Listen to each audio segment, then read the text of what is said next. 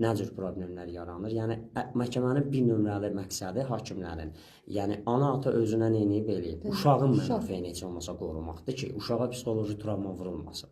Çünki bu sabahları görün, atası ilə anasının məhkəmə zalında nə vəziyyətlərdə yaşamalarını görür.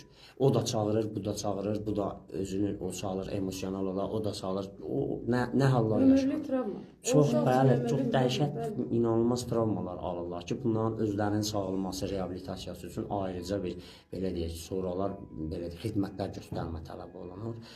O az yaşlı oğlanlar, bilirsiniz bu nədən qaynaqlanır? Bəzən belə hallarda müşahidə olunur. Egosentrik tiplər olur. Yəni baxırsan ki, daxilən elə bil mən də çox şey bilirəm, mən nicaha girərəm, mən ailə dolandıraram. Yəni bu tipli insanların düzgün tərbiyəsi başlanğıcdan verilməyib ki, başa salmaq olmaz ki, yəni bax, yəni ailə qurmaq başqa bir ciddi problemdir. Problem deyil də, yəni ciddi bir məsuliyyət tələb edir. Yəni bunu uşaq dünyaya gətirəsən, çətinliklər var, maddi vəziyyətlər var. Elə bil adi hal gəlir. Yəni baxırsan ki, təcrübədə biz düzdür bu mövzu ilə bağlı deyil, nə hallar görmüşük.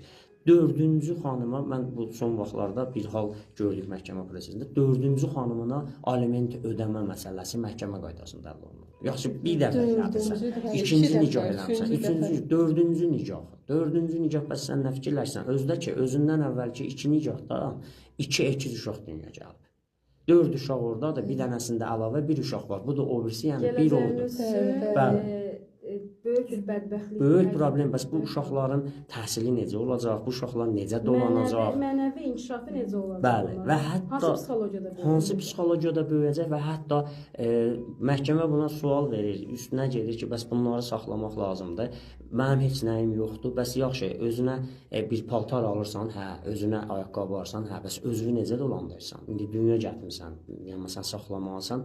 Uşağın heç bir günahı yoxdur. Heç bir günahı yoxdur və bu problemlər çox da dediyimiz kimi erkən yaşlarda çox düzgün buyuruldu, qeyd olundu. 18 yaş minimal yaşdır. O demək deyil ki, sən elə 18 tamam olan kimi, bəli, qanunvericiliyin minimal yaşı hətta o ki 18-də nicah edir. Demir ki, sənə 18 tamam olmaq üçün mütləq nicah edilməz. Daha az yaşda nicaha girmələrin fəsadları, yəni qeyd olunur. Qarşısı alınması məqsədilə qanunvericiliyimiz minimal. Heç olmasa minimal bax 18, yəni bu gün belə deyək, Azərbaycanın mövqeyidir də BMT-nin misal qadınlara qarşı ayrı seçkiliyin bütün formalarının ləğv haqqında konvensiya, bir də minimal yaş həddi beynəlxalq konvensiya 62-ci il tarixli Azərbaycan hər ikisinə qoşulub, ailə məcəlləsinə gətirib, yəni dünya ölkələrinin əksəriyyəti 18 yaş müəyyənləşdirir. Hələ bu yaş əvvəllər 17 idi qadınlara münasibətdə, onu bir də bir yaş artırıldı. Müəyyən problemlər nəticəsində istisnalar aradan qaldırıldı. Amma bir zamanlar 21 yaş olub. Əvvəllər